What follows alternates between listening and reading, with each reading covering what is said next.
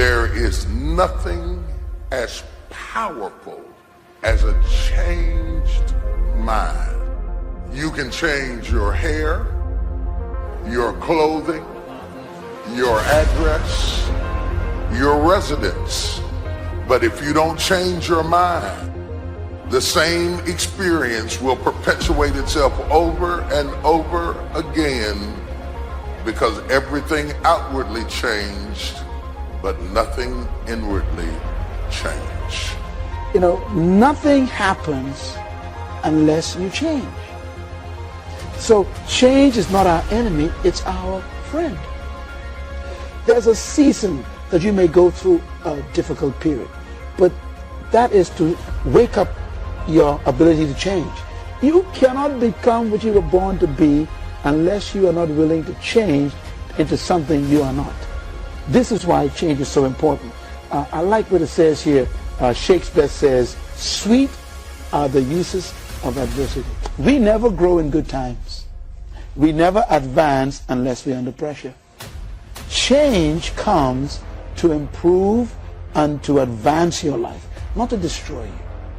I think that we often forget this. And we're going to face hardships. We can't avoid pain. We can't avoid trouble. All we can do is prepare our mindset so that we don't get overwhelmed by our circumstances. A lot of people, when they have a negative circumstance take place in their life, they react negatively to it. And that seems almost natural. In fact, that is natural. Something negative happens to me, my reaction back to it is negative. But this is why you have to change your mindset. I've seen people who had the education to go up, they had the gifting to go up, they had the talent to go up, didn't have the right attitude. And eventually, if that attitude, if that heart, if that invisible part isn't right, you can have all the talent in the world, but you will always end up getting spoiled by your own attitude. Yes, you'll get the opportunity. Yes, you'll get the job. Yes, you'll get the deal, but you won't be able to keep it because your attitude will corrupt every opportunity that life offers you. Never saw it coming. Life isn't what happens to you when you're looking. What happens to you when you're looking is called a plan. Life is what happens to you when you're not looking, when your guard is down, when your back is turned. It's going to work on a Friday morning feeling good and having your boss call you in. And you know she has a look on her face and you know that look isn't good. You know the economy isn't so hard and we've got to let you go. And all you can think about are those 3 kids you have at home. You know, life is coming home from work and finding that note on the kitchen table saying, "Hey, I can't do this anymore. I'm sorry, I love you, but I've got to go." And you're frustrated and you're betrayed and you're furious and you're angry, but all you want to do is hold them again. All you want to do is hear those words whispered in your ear, "I love you," again. No, that's life. How do you handle that? How do you deal with that, those sort of situations? You see, it's been said 100 times and I'll say it again. You've got to go through it. That's all it is. You've got to go through it. And going through it is not a function of just being courageous. It's not a function of just saying, well, I'm going to close my eyes and see what happens next. It's not that. It's really a function of 3 things. It's a beginning, it's a middle, and an end. And before you go through it, there's a choice. You make a choice to say, well, I'm either going to stay here or I'm going to be over there someday, somehow. It's a choice.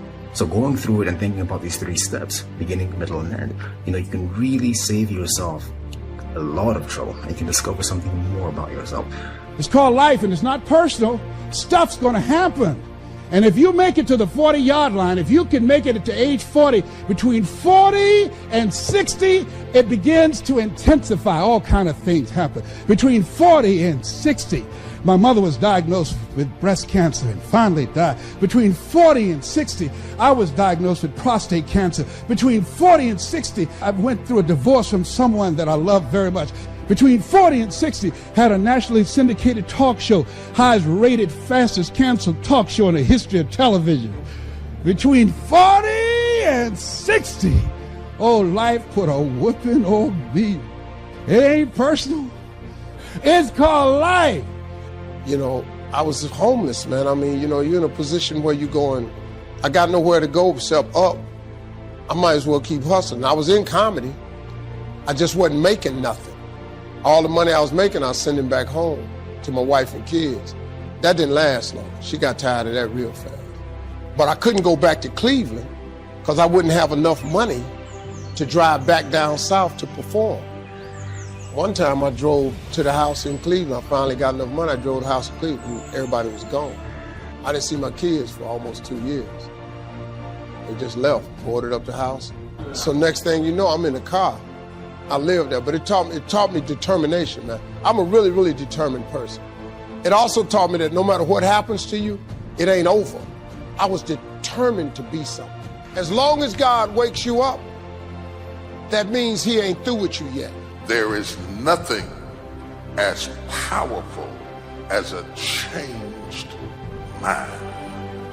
The only way off of welfare is to change your default settings. The only way to get a good education is to change your default settings. As long as you're programmed with what you can't do and what you can't be and what you can't have, you will never get up. But I dare you to go into your phone booth like Clark Kent and spin around and come out Superman and say, wait a minute, I'm better than this. I'm getting ready to change my default setting.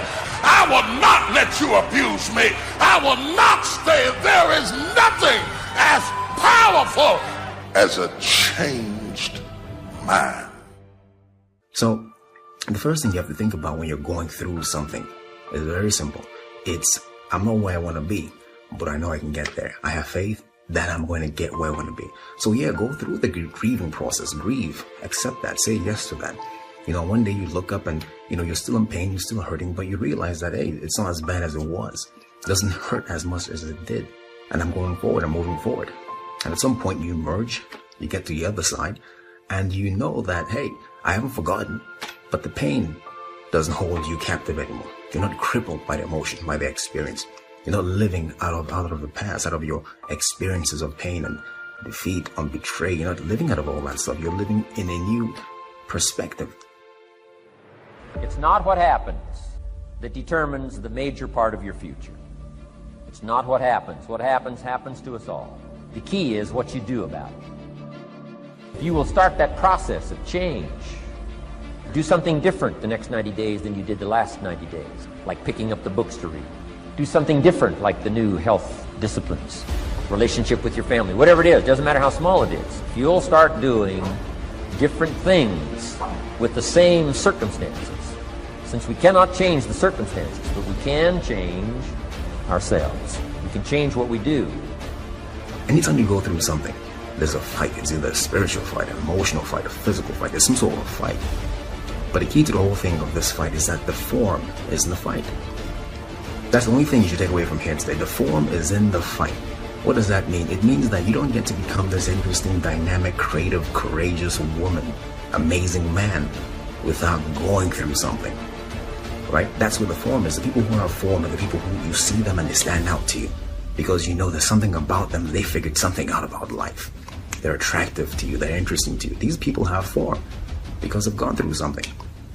You know, so don't run away from the fight. Meaning, go through it. Don't be afraid to go through it. Get through it, because at the end of getting through it, I guarantee you there's at least one thing you discover about yourself. You discover that there's a version of you you haven't discovered yet. You don't even know exists yet. It's not that you might not mess up and do what you used to do. It's just that it's no longer your normal. And when it's no longer your normal, you will never go back to it like it used to have you. Because the moment you get out of the situation, you change back into who you're supposed to be. Y'all don't hear what I'm saying to you. Both the pig and the sheep can fall into the same mud, but the difference is in the default. The pig is defaulted to lack the mud. The sheep has a default that says, I don't belong in this mess. I might be in this mess, but I don't belong. I don't have to tell you things are bad. Everybody knows things are bad. It's a depression. Everybody's out of work or scared of losing their job. The dollar buys a nickel's worth. We know the air is unfit to breathe and our food is unfit to eat. We sit watching our TVs while some local newscaster tells us that today we had 15 homicides and 63 violent crimes, as if that's the way it's supposed to be. We know things are bad, worse than bad. I don't want you to protest. I don't want you to riot. I don't want you to write to your congressman because I wouldn't know what to tell you to write. I don't know what to do about the depression and the inflations and the crime in the street. All I know is that first, you've got to say, I'm a human being. God damn it. My life has value.